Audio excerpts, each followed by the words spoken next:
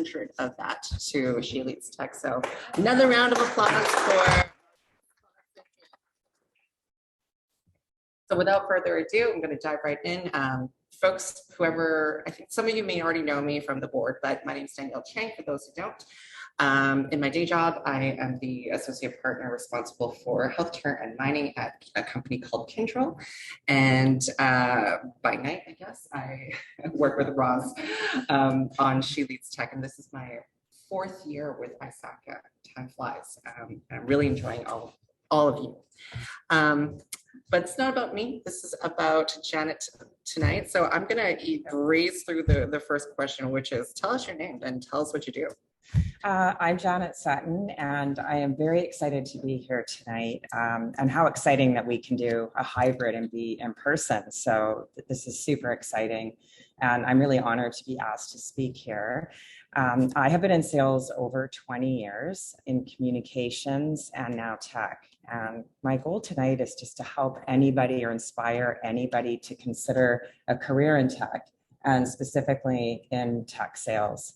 There's just so many options in terms of your financial freedom and personal freedom that you can get. And I just would love to raise the awareness and help anyone that I can. Awesome. Thank you so much. And Janet, if you think back 5 years ago, did you think this is where your career would take you in front of all these lovely people? No, I definitely did not. And one of the myths, or at least the myth when I was younger growing up, is when I thought about the tech industry at that time, I thought, computer science, programmer, coding, all those kinds of things. And I was never geared that way in school. That wasn't something that I thought about. So I definitely did not see myself in this career. And I think when you're younger, you get these ideas of what you're going to do. And I had my mind set on BC TELUS. I really wanted to get into business and communications. So, which is where we first met. Which is where I met you. And yes. Some good things do come from their futures-friendly telco, right? Yes, absolutely. Awesome. So let's dive deep into Janet Sutton's origin story, if we will. All right. What was your first job ever? So my very first job was when I was 15, and it was retail. It was Baskin Robbins. So that's where I started, and I think it was great. Any first job is great, of course, but I definitely realized that retail was not for me. I knew I really needed something to do with working with people, but retail was just too slow speed for me. So yeah. That's super awesome. Now, sitting behind the counter at Baskin Robbins, scooping ice cream, what did you think your career would be after that? I had no idea. I really didn't. My dad was in corporate business. He was an executive, and I traveled with him, not with work, but just, on personal trips and things. And so I wanted to be a flight attendant. I thought that the travel industry would be glamorous and really fun. And my dad told me no, because he brought me up to want to be financially independent and to not have to rely on anyone else, man or partner. And so that was how I quickly changed gears to business. And then from there, I really had to figure out, what does that look like, and what am I really good at, and what can I do? That's fantastic. All right. So did you go to post-secondary? And if you did, what type of degree did you get? I did. So I started off, like a lot of people, not really knowing what I wanted to do. So I took some social sciences and got a diploma at Capilano College at the time. I grew up in North Van. And from there, I was interested in psychology, maybe teaching. And then I thought about the tourism industry, and that really interested me. And then one of my friends mentioned BCIT, and in those days it wasn't quite as prestigious or well known about the programs that they had. And I thought, wow, that sounds really interesting. And when I looked into it, I looked specifically at the marketing management program, and there was a tourism option. So I thought, perfect, this is great. It sort of ties into my original plan of wanting to get into travel. And so I went to one of their open houses, and I met a fantastic woman named Glenna Erbschat, who led the professional sales option within the marketing management program. And she said, no, you don't want to go into the tourism option. You want to come into the sales option. And I thought, sales? Well, I don't know. I don't really see myself as a salesperson. And she explained all of the benefits and financial and just how lucrative it can be. And I thought, yeah, why not? And I was 22 years old, I think, when I graduated from BCIT. And here I am today, 20 some odd plus years later, in sales, and I've had an excellent, really rewarding career. And that's kind of my day job too. And I think I hope you'll agree with me, but one of the nice things about what we do is we get to meet a lot of people and get to understand what's important in their world. And for me, I think of that as such a privilege because it really enables us to connect with a lot of people and really enable them to do what they like to do. Absolutely. And I think the variety that you can get in business to business sales is fantastic. Everything, changes, whether you're dealing with customers, different organizations, and it's one of the most in-demand jobs, and you're never going to be unemployed. And the skills are so transferable. And just the commission structure of it is fantastic. And just aside from that, I think it's really fun and interesting. To your point, you get to work with so many different clients. I've been all over Canada, the United States. So it really depends what you want, but the variety is something that I personally thrive on. I don't want to do the same tasks day in and day out. For sure. There's never the same day twice, I think. So tell us what your first sales job was then, if you don't mind. Yeah, so I was recruited right from BCIT from Loomis Courier. So that was interesting. And your first sales jobs can be tough. I've just spoken about a lot of the great things about a career in sales, but there are definitely some challenges. And I think it's great to talk about all the wonderful things, but I'm hoping that I can share some challenges that I faced because I believe in being real. And I think that's how we can all help each other and do better. So yeah, it was kind of a pound the pavement sort of, I had no idea what I was doing, but I gave it a whirl and from there just took off. Gave it a good college try. I gave it a good college try. It wasn't my favorite role, but. Yeah. By the way, not BCIT sponsored, but I also went through BCIT. I did interior design. Yeah, at awesome. The Wellington campus many years ago now. If you don't mind, oh, by the way, I should let you guys know. I hope you've been paying attention because there is going to be a secondary trivia game based on Janet's answers. I should have said this from the beginning. I'm sorry. I'm not allowed to play. I've got all the answers here, but there could be some prizes in it for y'all. Okay. Okay, let's talk about your personal life because I feel like that kind of feeds into the work thing and struggling to balance it off can be, a game that I often lose. Not quite as badly as the game we just played. But, let's start with the fun stuff. If you weren't at work, what would you be doing? So I'm an extrovert, so I thrive off people. So I really am usually socializing. I am a mom. I have two young men, and also fitness. So anything that keeps me moving, I'm at my best when I'm moving. So anything to do with that. I love hiking. I live right near Grouse Mountain, so I love doing that. I do a lot of personal training. I got my fitness certification a while ago. I didn't do anything with it, but very passionate about that as well. And I think it's just challenging overall for all of us, whether you're a parent, just the lifestyle. We're all really busy. So I think this is a great conversation and a really important one to talk about. I did not know that about you. I'm a total introvert, and I would love for you to drag me out of my house sometimes. That would be lovely. Absolutely, for sure. So what would you say your hobbies are then? Well, as I've, had a little bit more time on my hands as my kids have gotten older, I do like cooking. I'm not fantastic at it, but I am very interested in it and healthy eating. I'm really interested in personal growth and mental health, physical health. All of those kinds of things really get me excited. And yeah, and I'm trying gardening. I'm just starting out with it because, yeah. That's So awesome. we'll see. That's awesome. So, I mean, a lot of us have big personal lives in addition to big careers. And Yeah, some of us have our families here, like Nick, who's on his phone. I'm not calling you out, but I think it's worthwhile to talk about some of this because it can really impact how we bring ourselves and how we show up to work. yeah, So, you've always had a big career and you've always had, sounds like a handful of boys to deal yeah. with. Tell us a little bit how your career has helped you balance your family life and subsequently also work as well, right? For sure.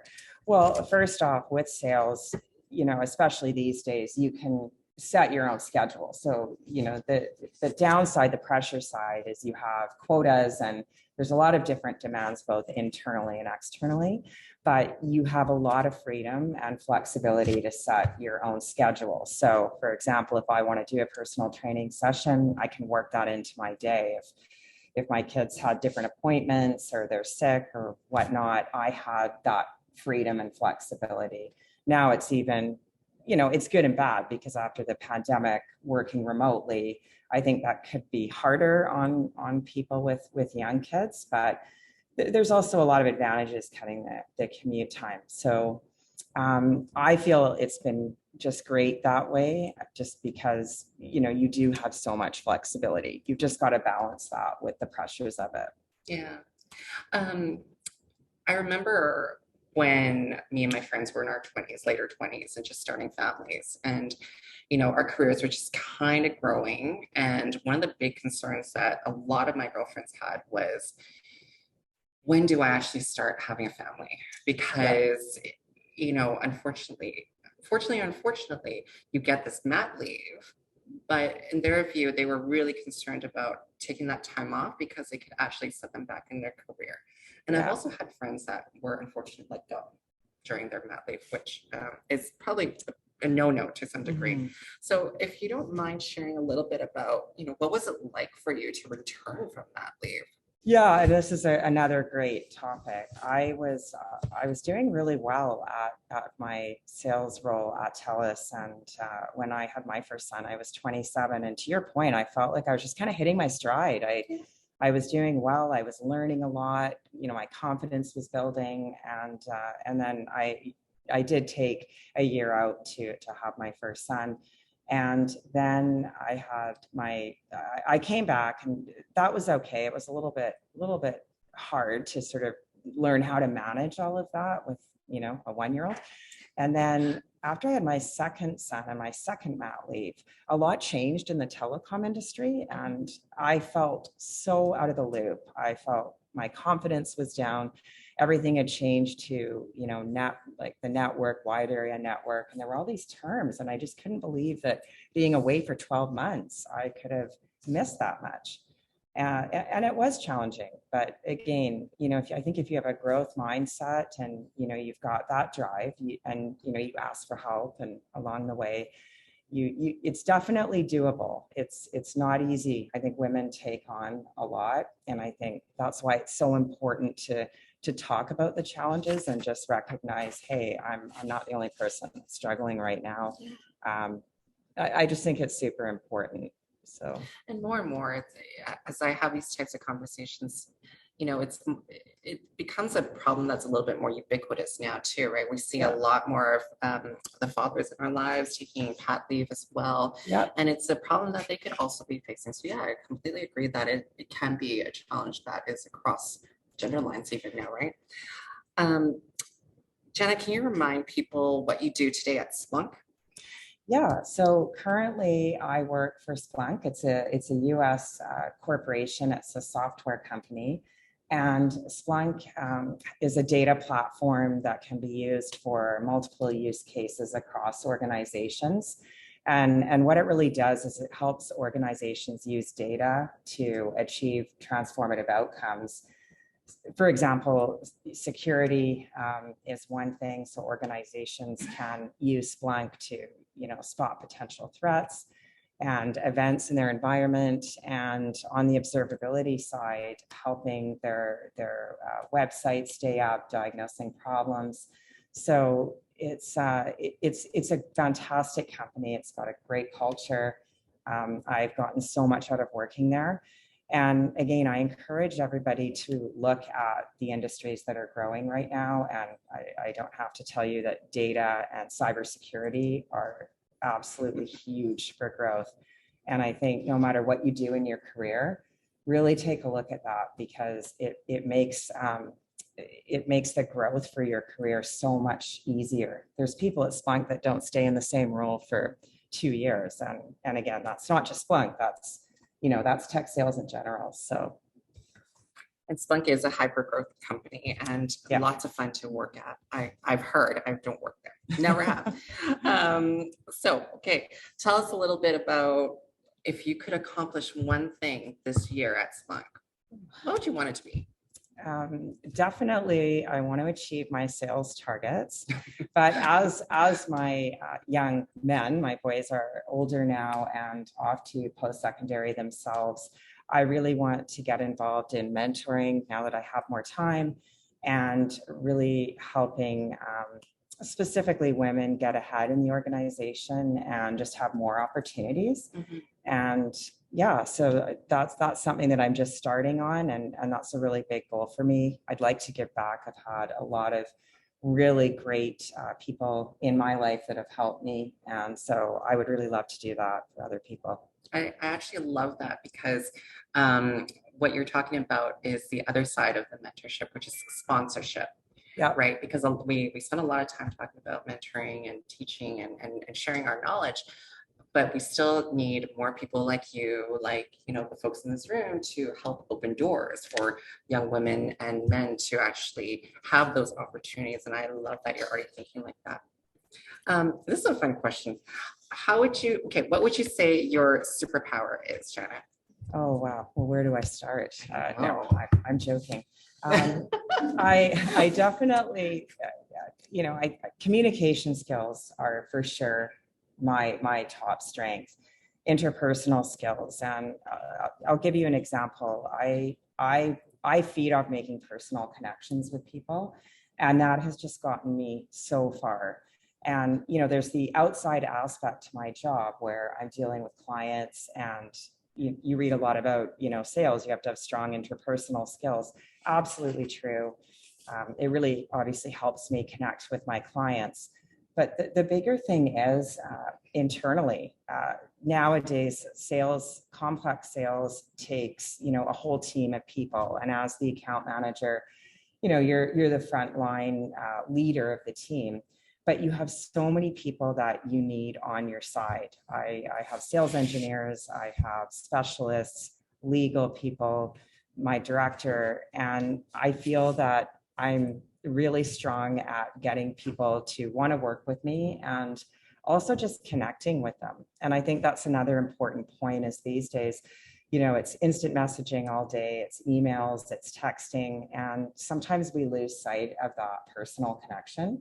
And I will pick up the phone and I'll have a personal chat. And that's something that fuels me, but I've just found it's brought me tremendous success, and people like working with me. And that's one of my proudest accomplishments. I would, for sure. Okay, I'm going to ask you one last question about your job, and then we're going to move on, okay? Sure. And this is a doozy. Oh, okay. What is your favorite thing about your job? And conversely, what is your least favorite thing about your job? My favorite thing about my job, I love the financial aspect of it. It's really lucrative, and I don't think it's the most important thing, but wow, it gives you a lot of options, and options empower you to do what you want to do in your personal life. And just the fact that it's transferable is fantastic. I love the travel. I love that I have worked with so many different companies in the US. I love the people I've gotten to work with. I really can't say enough about it. I feel really fortunate about it. And that's why I really encourage people to really take a look at tech sales. Yeah. Give it a look. You've mentioned independence a few times, and to me, that's always such a important aspect of your career, your life, and it not even just financially, right? I was recently reading an article about the number of women that stay in abusive families, abusive relationships, because they gave that part of their financial freedom to their partner. And the choices that you're referencing to me are so interesting because for me, it gives me the choice to stay in the situation that I'm in. And if it wasn't there, then I can make sure that I'm in a safe place. And that's kind of where my mind went to when you're talking. Absolutely. Sure. Again, it goes back to options. When you don't have options, you're going to have a harder time. And I have just had so many different options in terms of just everything, that career advancement and just being able to set my own schedule. I couldn't go back. I couldn't go back to a job where I just sort of doing the same thing and having to work really structured hours. I love that freedom. And yeah. So it can't all be fun times and cupcakes. No, it's not. What would you say is the thing that may be the most challenging for you in your career? I mean, there's lots of challenges for sure. There's a lot of pressure, and although in sales you get to work with so many people, so it seems like the perfect job for an extrovert. A lot of times you are on your own, because what comes with the freedom is, sometimes you don't really understand what other colleagues are doing that works. So I would say one of the biggest challenges is just losing confidence or having imposter syndrome. And I'm a really big believer in talking about this stuff, because I just heard women recently at Splunk saying, wow, I walked into a meeting and I had a bit of a panic attack, and I looked around the room and I thought, what am I doing? And I just thought that's really interesting. And that's a point that I want to make tonight, is that it's so normal to feel like that. And I find sales has got a lot of highs and lows. So when you're doing well, you feel great. You've got that sort of star feeling. There's so many accolades that you get, and it's like, wow, things are great. But when you're feeling down, it can be hard. And so I really encourage people to, just really listen to how you're talking to yourself. And it might sound funny, but what I do is when I'm in a meeting with people and I'm feeling that imposter syndrome come on, I just say, okay, take a look around the room. Do you really think that other people here are, smarter than you or better at their job? And, they might be smarter than me, but at the end of the day, I just fall back on the confidence that I've obtained. And I keep a list sometimes. I'll go back to emails and accolades from a while back, just to sort of, pat myself back up and, all kinds of things. It's really important. Resilience is super important. So this kind of leads into my next question, which is, I was going to ask you, what are the important mindsets to kind of keep you motivated? Because you're talking about ebb and flows, and I'm sure it's not always easy to pick yourself back up.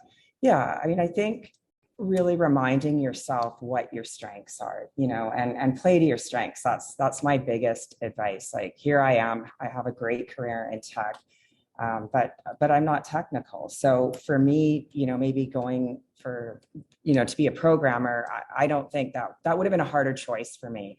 So I think, just really trying to focus on what you do is the most important. Stay focused. Right? Yeah. Yeah. Cool. Awesome. And tell us a little bit about your role models growing up. Who were you most interested in being like? Yeah, so my father was my greatest role model. He was, a corporate business executive, as I mentioned, and he just really brought me up to believe that I could do whatever I want, and just to have that financial independence, because that's empowering, and that gives you the options in life.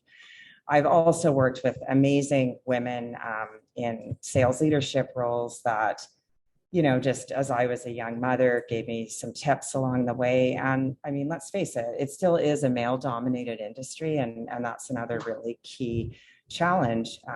I admire a lot of things about men in the workplace. And specifically, I think they can come across as a lot more confident and self-assured. So, my dad just really helped me, especially at the beginning of my career, just in terms of, just sort of finding my stride and believing in myself, and lots of other, various people that were fantastic throughout my career. Yeah. There's been a lot of, what you said to me was it's a male dominated industry. And I think certainly there's a lot of men in what we do. And, I think I'm very thankful for a lot of them too, right? Of course. Because I can tell you a lot of my career was because someone sponsored me into the next iteration of what it is. And the one room that I love seeing men in is a SheLeadsTech room, because it really brings people to come to realize that diversity, equity, and inclusion is not a women's problem, and it's not an LGBTQ2IA problem. It is everybody's problem. We're all starved for talent. It's not a secret that we don't have the right talent pool. So to encourage young women, that I see 4 of them in the audience right in front of me, to participate in this is fantastic, I think. Okay, great that your father was your role model. Mine was Shira from the 80s. Okay, this is a good question, and it might be on the exam. We've moved from quiz to exam. Wow. There is an exam. No. What do you think is the most valuable lesson in your career that you've learned so far? Again, I would say play to your strengths and really focus on your ability to be resilient. So I've already gotten into that.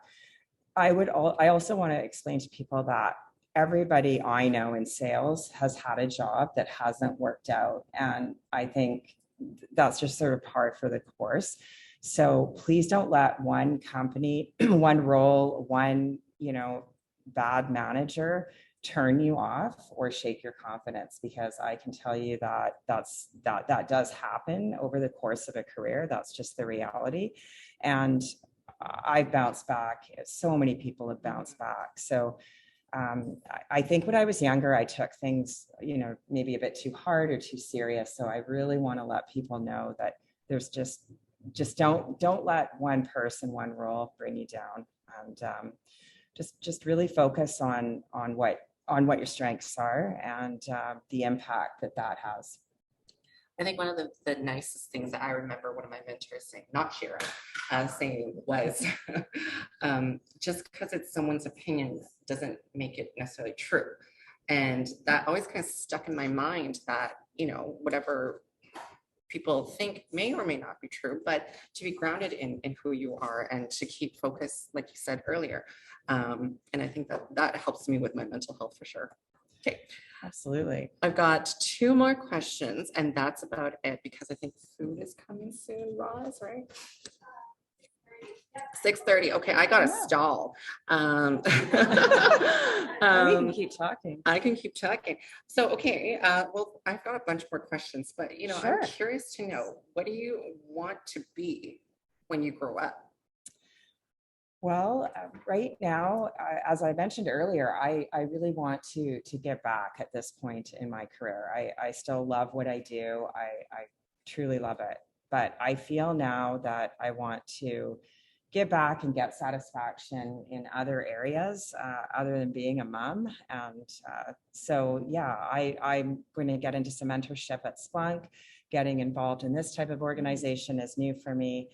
I want to just help, drive the interest in tech, because as Danielle said, such rapid growth, so many opportunities, and we're needed. People are needed, and you can just make a huge impact in the world. So I really want to focus on that. And yeah, that's really important to me at this point in time. Things change and transition, which is very exciting. Awesome. Well, I actually really do only have the one question left, so I don't know what your singing skills are. Oh, we have the exam. Okay. All right. So passing grade's 80, right? So this year on March 8th, it was International Women's Day, like it is every year. And the theme was breaking the bias. Maybe that's going to be on the exam too. I'm curious to know, Janet, what biases do you think are going to be worth breaking in 2022? Yeah, I think just raising the awareness of our own biases, and we're human, so we all have them. I have them, and just being able to catch yourself and constructively point that out in the workplace is something that I'm trying to do, and I think you can definitely do that in the right way. And I think you just try to remember that most people are coming from a positive place, but sometimes we do things and we don't realize it. And I have pointed things out in my workplace where just things I've noticed where men have been included in certain things or been the go-to for different opportunities. I'm just saying, hey, over here. And I think when we assume that people are coming from a positive intent, you're going to get a good result. So I would like to work on that. And definitely, you don't need to be technical to have these types of roles or my job. So, and it's one of the most lucrative roles in tech. So if I can help with that bias, that's great. I love it. So that concludes our Q&A portion of the evening. And Ross is coming back to save me. So